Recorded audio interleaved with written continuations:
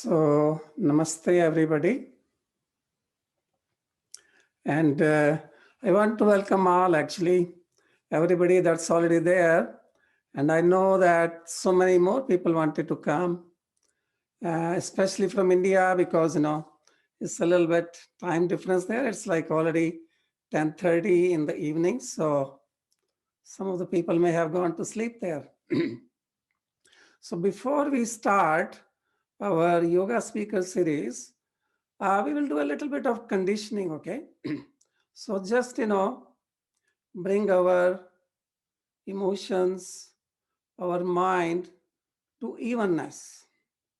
So just a little bit of a meditative state. So let's do it all together. Can you please make a cup of your palms and then cover your eyes and then just watch your breath.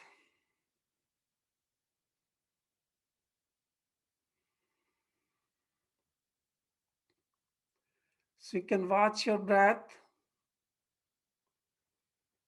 You can feel your breath at the nostrils.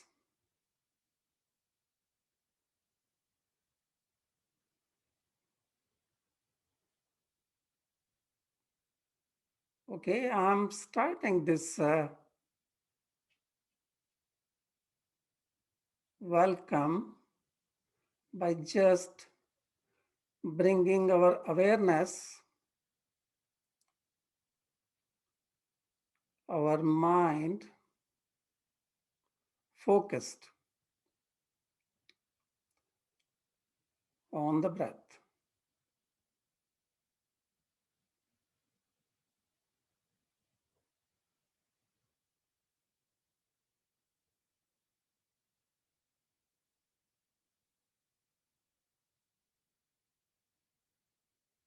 So bringing our mind to the action or the activity, going inside a little bit.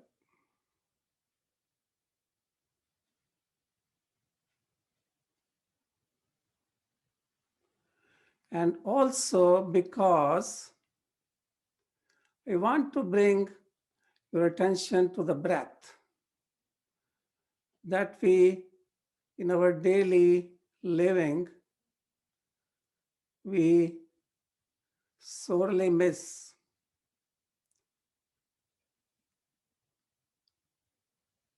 We do not pay attention to our breath.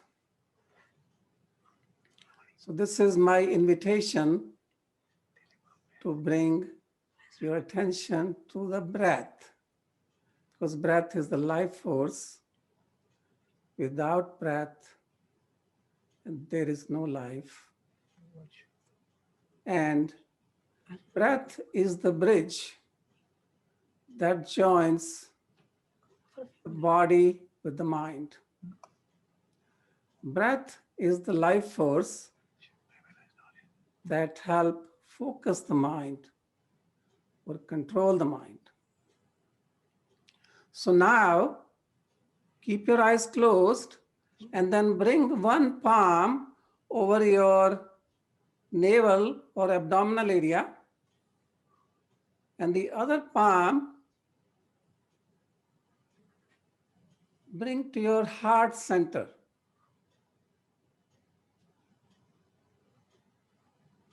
And again, feel your breath. Feel the thread of the life.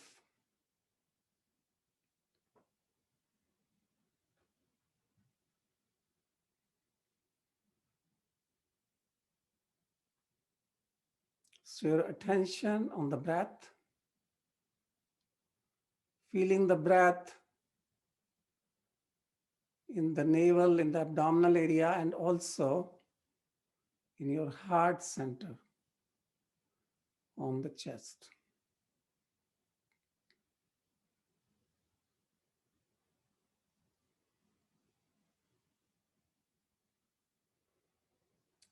So I'll ask you, you can keep your eyes closed while you are listening to the speakers here, and then just take it, everything inside. Or you can keep your eyes open. So it's up to you.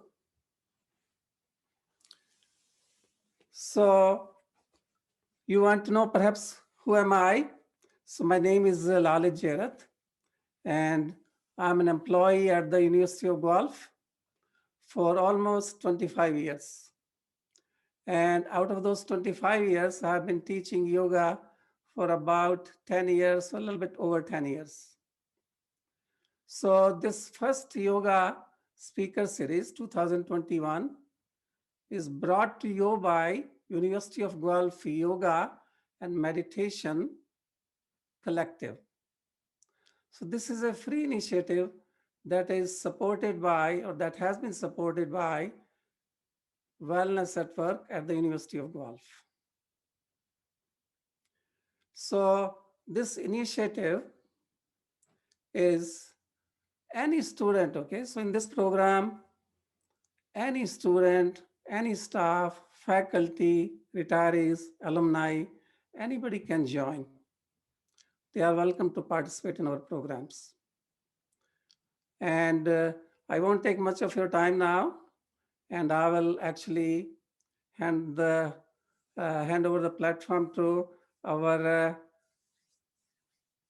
honorable, very honorable for me at least, and illustrious President and Vice Chancellor, Dr. Charlotte Yates, to share few words and then also share her opening remarks for this speaker series.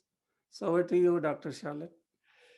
Thank you very much, Lalit. And I want to say thank you so much for thinking of inviting me today. And it's true, Lalit and I have somehow developed a friendship over my years at the University of Guelph, and he always encourages me to participate in the yoga. So let me start by welcoming everyone to the 2021 Yoga Speakers Series. I think this is a wonderful initiative, and I'm very appreciative that the Healthy Campus Initiative has been able to support this.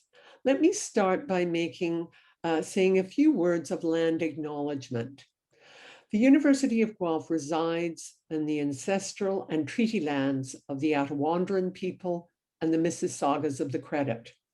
And we recognize and honor our Anishinaabe, Haudenosaunee, and Métis neighbors.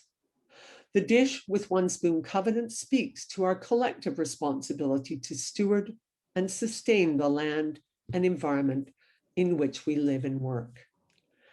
As Lalit said, I'm Charlotte Yates, President and Vice Chancellor of the University of Guelph, and it is my great pleasure to be with you today. My thanks go to the University of Guelph Yoga and Meditation Collective for creating this space for us to learn from well-respected yogis and from each other. This speakers series gives us an opportunity to step away from the challenges and stresses of our lives, even for a little while, and to reconnect to ourselves. And there's never been a more important time than now for us to take that time. The world around us has experienced so many stresses, so many strains, that it's important that we look after our health so that we also can look after the health and wellness of those around us and of our community. This speaker series aims to teach us ways we can better care for ourselves emotionally, physically, mentally, and spiritually. Now, more than ever, I think we can truly appreciate the value of nurturing inner peace. Beyond reconnecting with ourselves, yoga encourages us to connect to the people and the world around us too. The pandemic has forced us to live our lives more separately than we are used to. We can't travel, whether it be to see our family and friends, or whether it be to visit far-off lands where also we may have family and friends. Coming together in moments of mindfulness like this is so important in helping us reestablish these valuable connections and grounding us in our world. Over the next 6 weeks, this series will offer ideas for ways to focus on our health and well-being. Whether you are an experienced practitioner or new to yoga, I hope you find something in this series that refreshes your spirit. The speakers contributing to this series are remarkable individuals who have much to share and to teach us. It is an honor for us to host, even remotely, these individuals from abroad and from our own campus. I look forward to hearing how we might build on University of Guelph's longstanding community commitments and strengths to foster health and well-being and to explore new ways of relating to one another. Thank you for the speaker series for contributing to the 2021 Yoga Speaker Series. My sincere thanks as well, and again, to the university's Yoga and Meditation Collective and our Wellness at Work initiative. We all greatly appreciate the work you have done to bring us together and help to improve life for all of us. Lalith, I'm afraid I can't stay, but I am actually now thinking I may have to find ways of joining you on a regular basis. Just these few moments have been a great pleasure and a real source of calming in my day. So thank you everyone. I look forward to seeing you all again. And Lalith, I know you won't hesitate to reach out to me again. Bye. Sure, always. Bye. Thank you very much. Thank you for your kind and generous support and the time. So now we have actually our local MP, Lloyd, Mr. Lloyd Longfield. We reached out to him and we said that, this is the initiative that we are doing. And he was very happy to share a few words with us.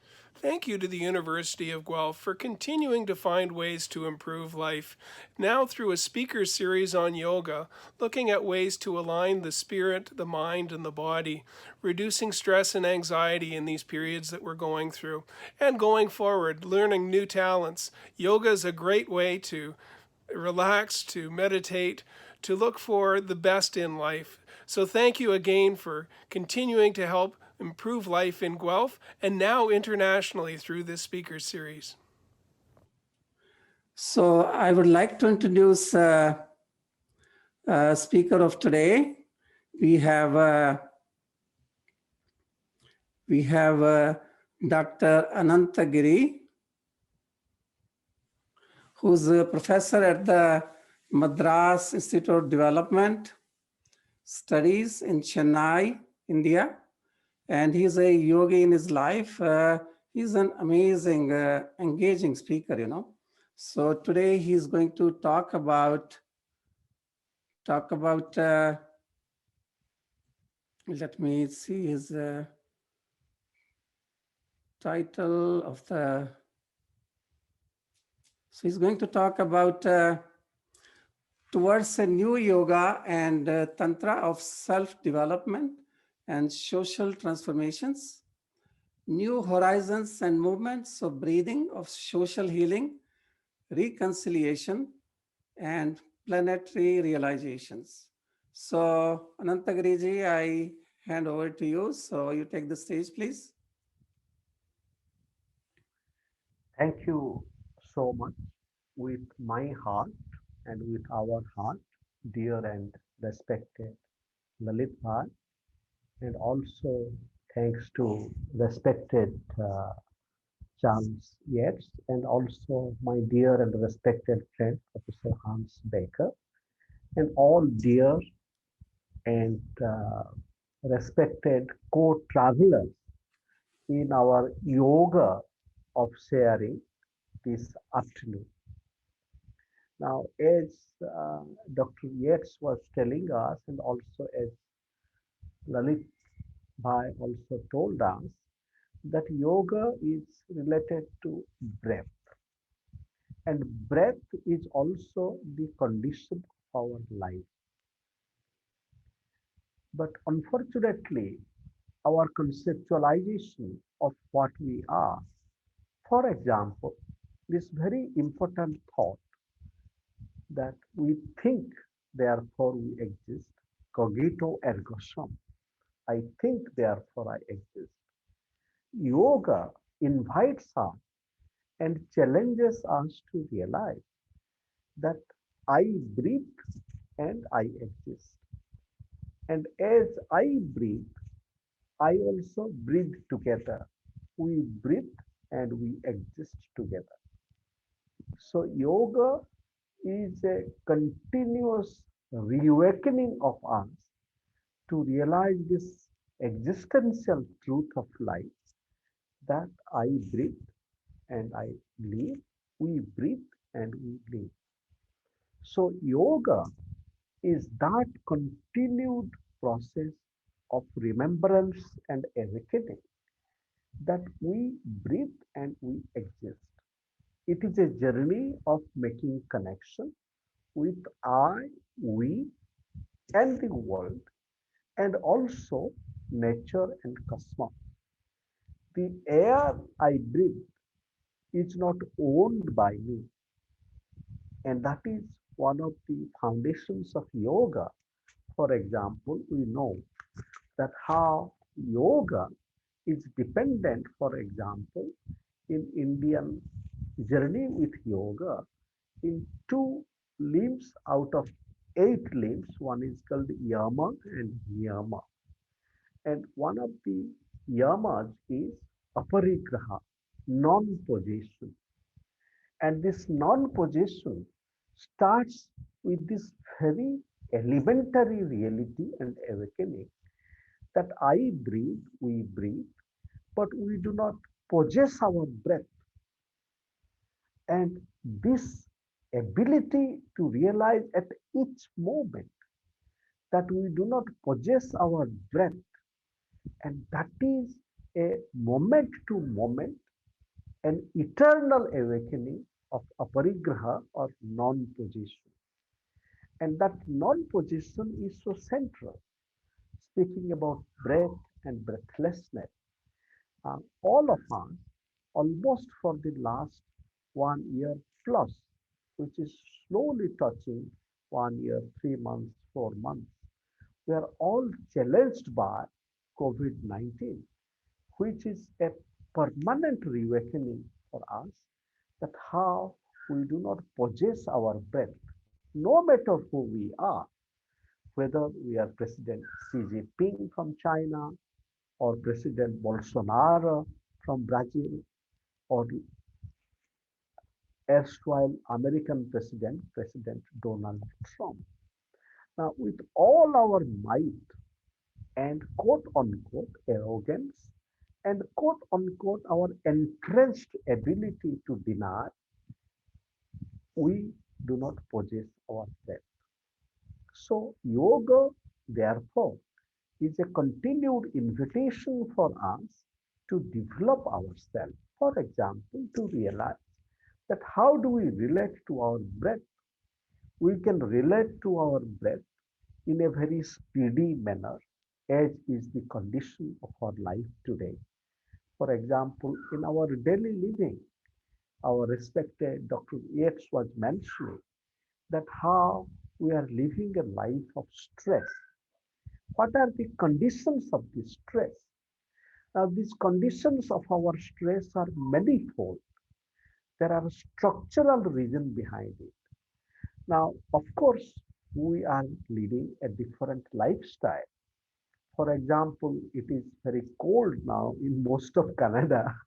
I remember listening to a very great composer from Saskatchewan and in Toronto when I was visiting in December 2018, and how he was telling that in Saskatchewan that it is some people who are frozen chosen, for example. Now, this condition of frozenness and chosenness, some are chosen and some are frozen, for example. Now, in our, this winter, for example, when the snow is coming, now it is a moment for a pause. But even with that nature and the rhythm, now have we fashioned a social and economic system which can at least resonate with the rhythm of nature and our body? For example, breath, our body. Our body is not just a mechanical entity. Our body is part of the rhythm of nature. COVID-19 is visiting us and visiting us as a messenger, not as our enemy. And that is the challenge for us to realize. And so the condition of stress are manifold. I'll give you another concrete example. Suppose you are taking a train from Guelph to Toronto and you have purchased a ticket. Now, if the structural system is that you have purchased the ticket at 10 a.m. and if you miss that train, at least in UK when I visited 20 years ago, that you lose everything. Now, what is the reason for that? It is the commercial profit-making economic system which has made such a condition so that we will rush to this train station in a breathless manner. This little example of daily life, it is an invitation to remind ourselves that the movement from stressfulness to stresslessness is a multidimensional journey, and it is not just dependent on our breath technique or pranayama, for example. No matter how much we breathe, how much control we have, but if our economic and social system is dependent on production of breathlessness, which is also a condition of our time, then our individual ability to cope with this stress are a bit limited. But at the same time, we can assure ourselves in our mutual breathfulness, from breathlessness to breathfulness. With this, I would like to share my screen very briefly, and I'll make a try.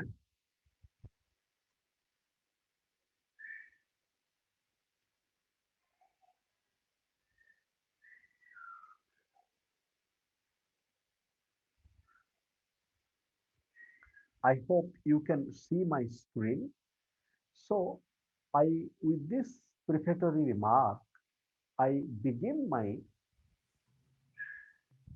this sharing towards a new yoga and tantra of human development and social transformations, new horizons and movements of breathing, social healing, reconciliation, and planetary realization.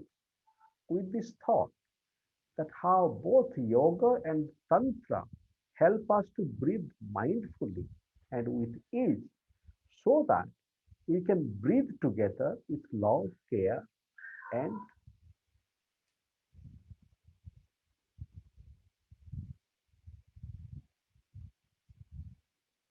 with the current pandemic of COVID-19, we are going through breathlessness and physical distancing, and where we need a new art of breathing which can help us overcome breathlessness and social isolation. So, as we are physically isolated, how do we create a condition of feeling warm together? And my humble understanding of Tantra is that Tantra is that vision and practice when we bring warmth to each other, warmth to ourselves, warmth to each other, and our various webs and waves of relationships. With this, our breathlessness today is also caused not only by viral pandemics such as COVID-19, but also social pandemics such as racism and authoritarianism, which led to the choking of George Floyd in Minnesota last year. The dying statement of Floyd is, "I cannot breathe." In this context of pandemic of racism and police brutality and our own brutality, we need a new yoga of healing, reconciliation, and breathing together. With this perspective, we can revisit the legacy and the continued mobilization of civil rights movements of pioneers such as Dr. Martin Luther King Jr. And that civil rights movement, we can read it and realize it as a social yoga of establishing soul to soul and dignified legal and social relations across boundaries and borders. So if yoga is a process of establishing connections, in the midst of varieties of disjunctions, varieties of conflicts and contradictions of society and the world. Then therefore the efforts like Martin Luther King Jr. and also Gandhi, our dear and respected friend, Professor Hans Becker, has done very important journey with Gandhi, for example. And today we need to think of yoga both in our own life, but also this kind of social yoga, but also yoga with nature. Again, my dear and respected friend, Shailesh Rao from USA of Indian origin, he is doing very interesting work on climate yoga, for example. How do we do yoga with our climate? Now, when we are doing yoga, we are gathering our breath. Now, one modality of gathering our breath and bring our breath together would be, now, if we are looking at a tree, for example, of course, now in Guelph, I hope some of the trees are kind of covered with snow, and it may not be very easy to embrace a snow bathed tree or a snow blessed tree. But still, when we are doing yoga, take for example a moment when we are embracing a tree and we are embracing each other and bringing our breath together. Let us do this practice. When, of course, with the challenge of COVID-19 and with our, relations of trust, if we embrace each other and breathe together, as also with the tree, this is a kind of relational yoga which we can practice and we can feel the breath of each other. We can feel the breath of, for example, the tree. It is a kind of tree yoga. And I wish to relate that kind of tree yoga to dynamics of social transformation. Almost 60 years ago, as we are blessed with snow in Guelph now, in the Himalayas there are snow some of the time. And up in the Himalayas, there was a village called Reni. And in that village, when the contractors came to fell the tree, to cut down the tree, one woman, her name is Gaura Devi, and I visited Gaura Devi in the summer of 1987 when I was doing my humble journey of understanding the Chipka movement. And it is there that Reni in that village, Reni, Gaura Devi came and with other sisters, and she told her sisters, the fellow women of the village, are we so helpless? Our men have been taken away to the court on a false case. But come, let us first embrace the tree. And then they challenged the people who had come, the X-Men, that first caught us, then the tree. And that is also the kind of social yoga, which is a yoga of communication, communicating each other and gathering strength, but also it is a yoga of confrontation.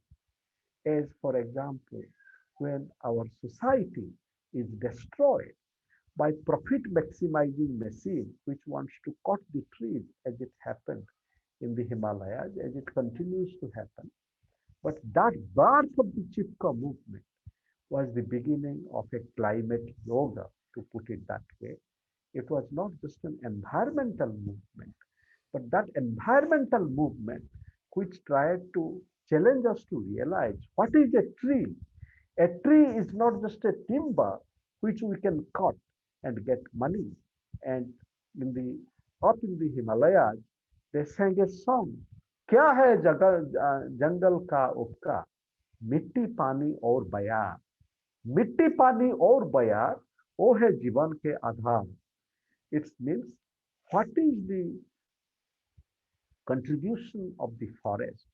It is mitti, soil, pani, water, and then air.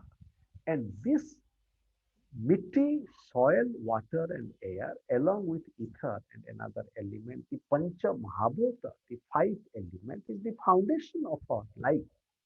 Yoga with breath, with our journey with breath, is also an invitation for us to realize that who we are not just citizens of Canada and USA and India, for example. Of course, now President Biden is making all his effort to, make new friendship with Prime Minister Trudeau, for example. Now the point is that President Biden and Prime Minister Trudeau and all of us, we are not just citizens of India, USA, and Canada. We are also elements.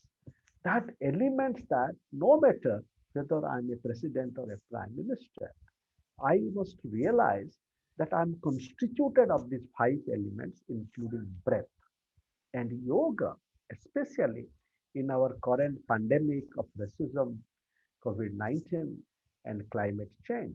Yoga is a continuous reminder to us to realize this in our day-to-day life. So then it is in that context, yoga is a journey of trust because most of our stress in our day-to-day life, as well as in the world, is emerging out of the destruction of the ecology of trust. Not only the burning the fire, you may remember that how when the Amazon was burning, and some people, including President Bolsonaro, there was no tear in his eye. So today, that destruction of the forest, not only Amazon, but the destruction of the forest of trust on which we live, it is in this context, yoga, yoga of trust and yoga of care, yoga of setting each other and awakening from slumber, a yoga of embrace and upholding our world together. How yoga, how we do yoga to uphold ourselves, as it is written in the Bhagavad Gita, Udhare Udharat Manam, the self, the Atman, up, upholds the self. But yoga tells us that not only the self, the yoga practitioner upholds himself or herself, we also uphold each other to the eternal line of Bhagavad Gita, which you might have heard and read. I add, Udhare Parasmaratman. We hold each other and through mutuality, and my dear friend Professor Becker would help us here, that how mutuality is the foundation of life. As for example, the great thinker from Russia, Kropotkin, talked about mutual aid. So, and then when we look at yoga, yoga is a journey of universality and cosmicity. For example, is yoga India's gift to the world or India yoga's gift to humanity? Yoga, Sankhya Yoga. What about Tantra? Sankhya Yoga Tantra, jamming with jamming, the journey of the Sufis, creating a warm space of embrace, Arna Yoga and Sabda Yoga, yoga of food and yoga with words, life worlds and living words, Chitta Buddhi Nirodha, Chitta Buddhi Sanjoga, Chitta Buddhi Vistan, control of mind, connection of mind, expanding mind, and a new Bodhi Chitta, mind, self, and society, as a relational, ecological, and cosmic Bodhicitta, a Buddha consciousness in our bodies and souls, a million embrace, kissing claps of heaven and earth. And here I wish to say that as yoga is a journey of mindfulness, yoga also is an invitation for us to understand and realize mindlessness. How do we also become mindless? For example, we become mindless vis-a-vis profit maximization, vis-a-vis racism, and other kind of pandemics.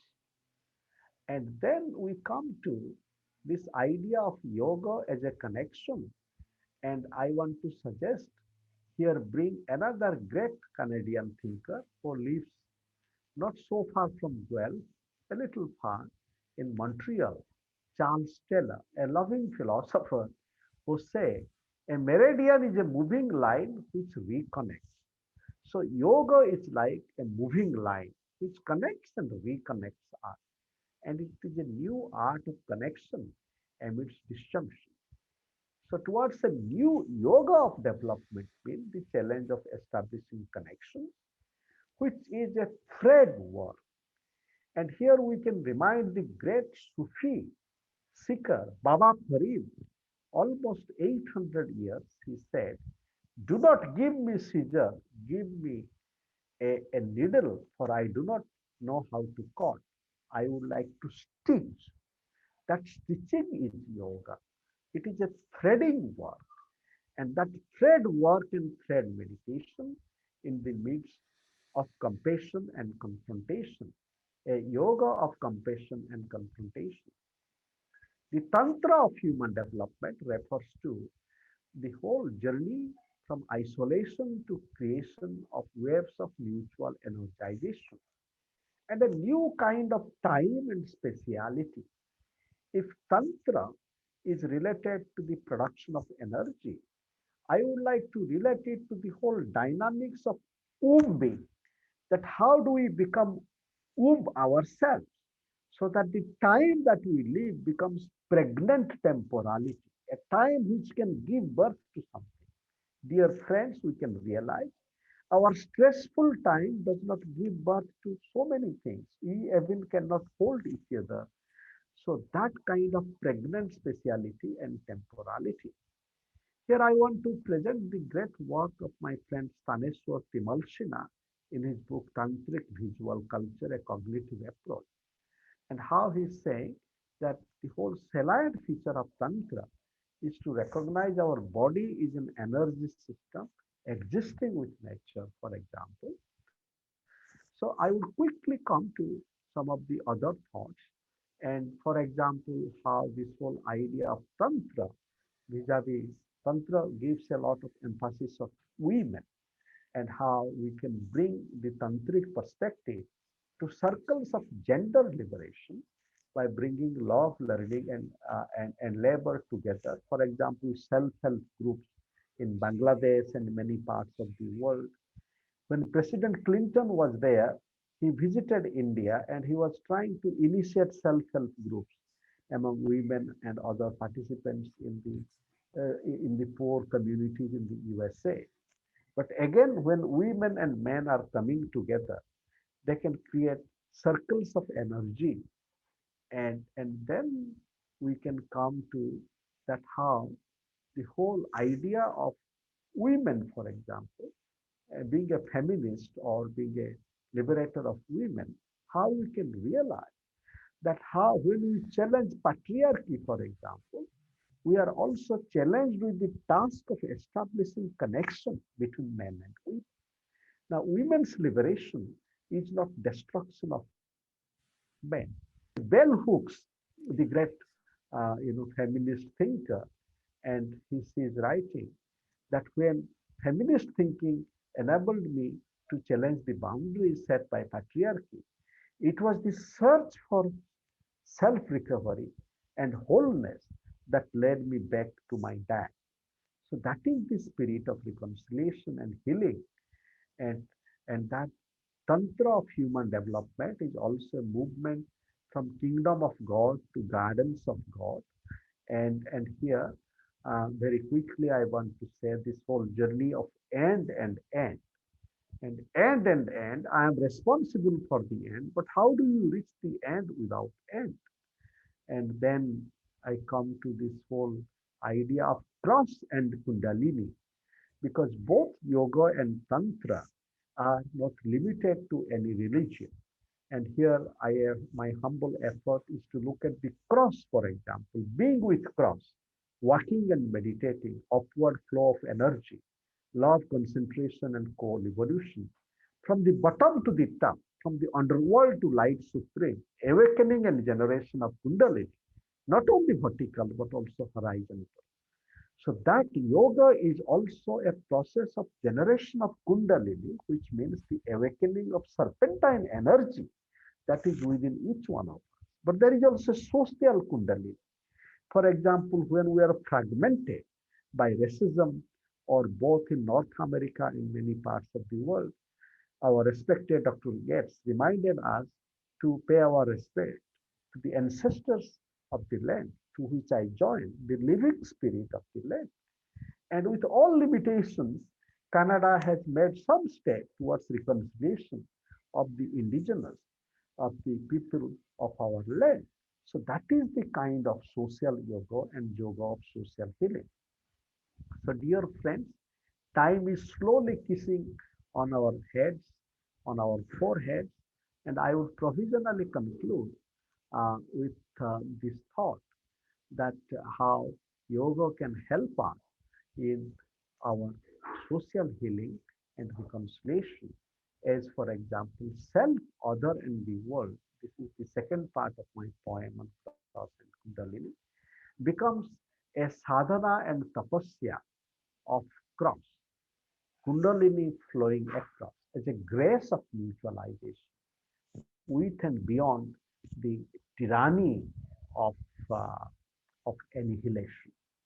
So today, when we are confronted with the machinery of annihilation, and Ramachandra Gandhi, the dear and respected grandson of Mahatma Gandhi, in his deep work called Sita's Kitchen, he says that annihilation is the highest stage of development of dualism. When the self is pitted against the other, not only the self is pitted against oneself. It is in this context. Both yoga and tantra is a day-to-day practice of realizing the connection between one part of ourself, the lower part of ourself, which wants to enjoy, only consume, or also the higher part. That kind of chakra moving from the lower to higher, and the higher part is also animating and transforming the lower, and that is the spirit of Sri Aurobindo's integral yoga, for example. So thank you, dear friends, and I look forward to your kind reflection, sharing, and our journey of mutual co-realization. Thank you. Thank you very much, Ananta Giriji. That was a wonderful sharing of your research. That's how I say it. Dr. Giri is a lifelong yogi, and he's also a beautiful speaker. So what I will do is I will open the platform for any questions that you may have. You can also send your questions on the chat that is at the bottom. I see there are a couple of things there.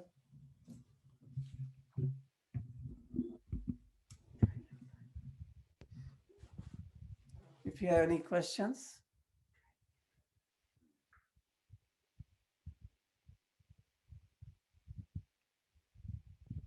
Anybody?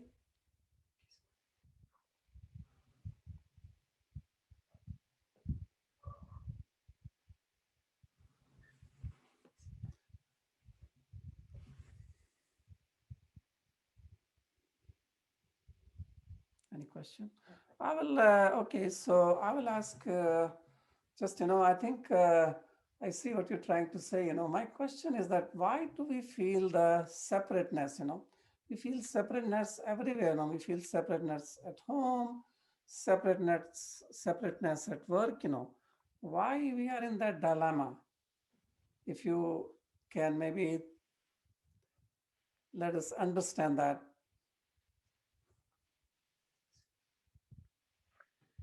Now, separation or separatedness, which you mentioned, is, thank you, Lalit Bhai, now is a condition of our life, and it is an existential condition.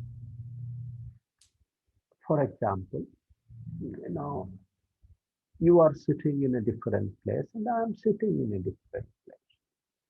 But that existential condition of separatedness is becoming a kind of bounded separateness. Or so while being separate, we are not able to realize the relationship that connects to us. And why we are doing that? For varieties of reasons. Maybe in our own life, we are feeling secure being separate, and we are feeling a sense of insecurity to connect to the other. And this insecurity is emerging from a lot of sources. As I was telling, for example, insecurity of racism, for example, or insecurity of class. And we are all together, but because of class division, we do not want to relate to each other. Then also our own egotistic separateness in a family. Now, for example, two people are staying together, but they are not cooking together or not sharing a meal together. Now, why it is happening? So, because of maybe there is a lot of pain and suffering and a bit of egoism. So, these are many factors of separateness being lived as a prison wall. Thank you very much.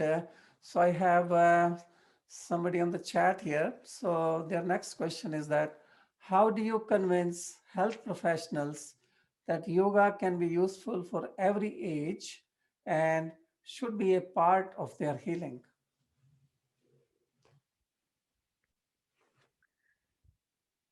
Now, health professionals are they are our co-travelers with health. And then what is health? Health is that condition of being with our body, mind, and spirit together, isn't it? Now, unfortunately, our whole thought and practice of health does not have that integral perspective. For example, health is not just the absence of disease. That is the profound statement from World Health Organization many years ago. So as we have to, as the educators have to educate themselves, the first thing is for all of us to realize that we would have to educate ourselves that health is not just the absence of disease. And once we do that, then whatever name we give, as I was telling, yoga, whatever name we give, yoga is the indispensable reality of filling our body, mind, and spirit. And that kind of how do we do body work? How do we do mind work? How do we do spirit work? And to realize that our health is not just limited to body and mind. There is also the work of the spirit. And for example, the whole realization of the Holy Spirit. What is that? So to bring all the spiritual dimension of health understood, for example, how do we understand the connection between my body and nature and so on and so forth. So these are the kind of indispensable realities and realizations. And the challenge before us is to create condition for such a realization. Thank you. So I just wanted to share with everybody that you can also you can turn on your microphone and ask your question directly, but you will be going to be on the screen. Okay, so you can also do that. But we do have another question from Lisa, and a very interesting question actually. That was one of the question I may have asked you. So it says that you mentioned that COVID-19 is here as a messenger, not the enemy. What, in your opinion, is the message of COVID-19? The message of COVID-19 is that our life is not sustainable. We cannot just go on and go on, destroying nature and ourselves. Quote unquote, the wild habitat, the habitat that we have destroyed, and that is the origin of COVID-19. So it is a message for us, not only vis-a-vis climate, but also the kind of the machinery of destruction that is the other name of development. That is not sustainable and that is not livable. And no matter who we are, our breath would immediately stop. The great writer from India, Arundhati Roy, has a very interesting essay called The Pandemic is a Portal. And that pandemic as a portal, as other very interesting thinkers and activists from all over the world, they are challenging us to realize that COVID-19 is an indispensable invitation and challenge for us to live life differently. Our day-to-day life, our economic system, and our political system. And therefore, COVID-19 is a message for us to plant seeds for an alternative future with our present. And that I would like to call as an alternative planetary future. And therefore, we are invited to do a new yoga. For example, how do we do yoga with virus, which becomes viral?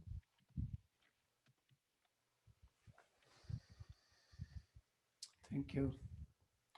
Maybe we have time for one more question. So I see that here from Professor Hans Becker. The idea of C19 being a messenger is a wonderful reframing. A messenger is an angel. It is a message to everyone on earth globally. Yes, the word angel literally means messenger. In the biblical translation, the word angel in the Hebrew scriptures, that means a messenger. That's my understanding. Yes, thank you, dear Hans. And here we are reminded of example. For example, Archangel Gabriel. Yes. So, and so Archangel Gabriel. So when today we are kind of haunted by arch evils, of many kinds. So how do we realize the work of the angel? And that archangel, we become ark ourselves. And biblically, for example, we think of Noah's ark,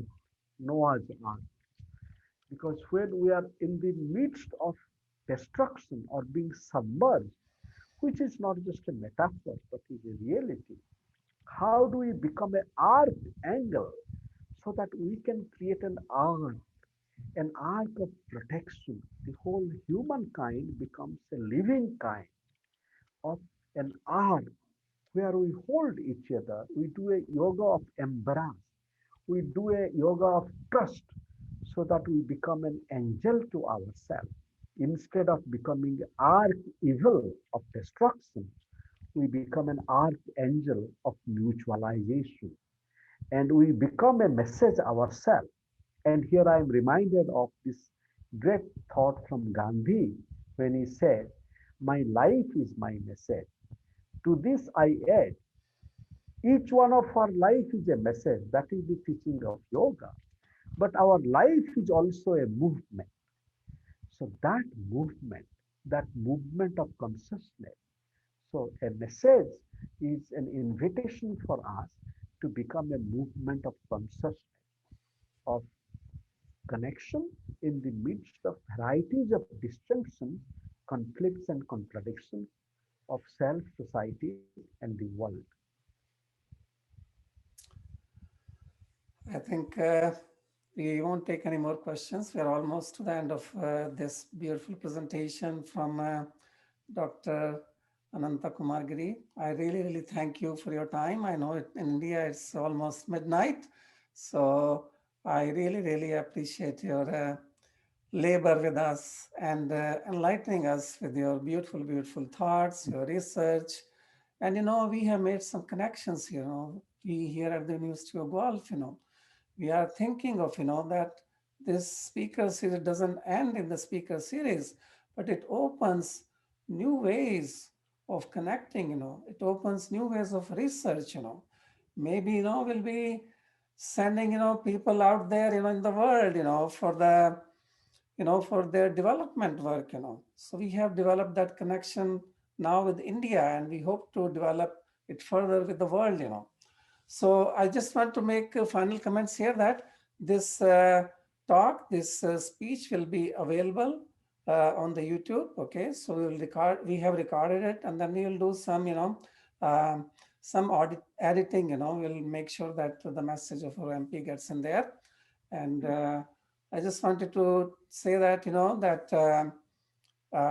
so the next, our speaker would be Hans Becker, actually, who's joining us today. And Well, I want to with correct us. one mistaken impression that Giri Ji, Anantaji has made. I am a very failed person, so I'm not nearly as spiritual as Anantagiri or as Lala Jarat. I'm just a householder in the true sense of householder. And next week, you won't get nearly as profound a message, but I'll do my best. I'm wearing a nice T-shirt here with. So, oh, that is from 2012. And you see the nice female version of Nataraj. That's Lovely, amazing. lovely. So thank you very much, and we are looking forward to again, welcome you and share the journey that we are here together for. Thank you very much. Namaste. Namaste. Thank you. Namaste. Thank you so much. Thank you. Thank you.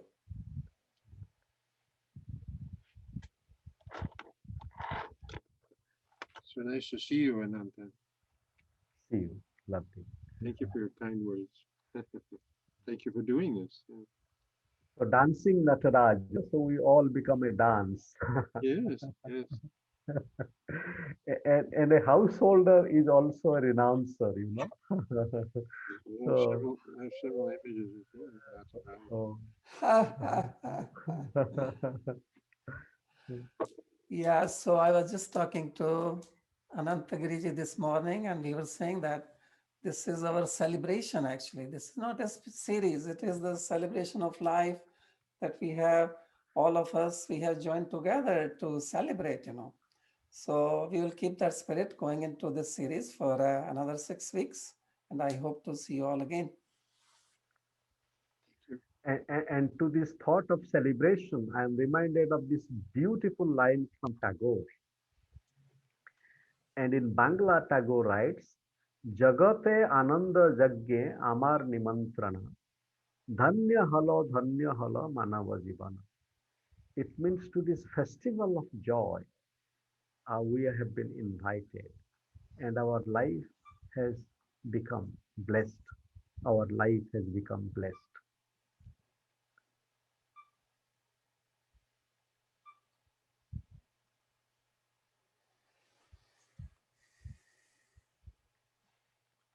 So you have a good night and have a good sleep, Anantaji. Yes, please. So you have a lovely, lovely lunch. And Yes, it's lunchtime here. Yes, yes, you have enlightened us. Thank you. I hope you would also sing to the snow. Yes, it's a beautiful day today here. Snow is beautiful, and I like cross-country skiing. It's nice, very Lovely. meditative. You don't have to do a lot of vigorous skiing. You just walk on the Amstel. Yes, so have a lovely ski, and then we look forward to again speaking with each other. Thank you so much, Ananta.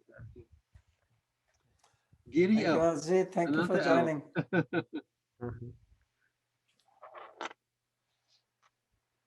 Bye bye. Bye bye.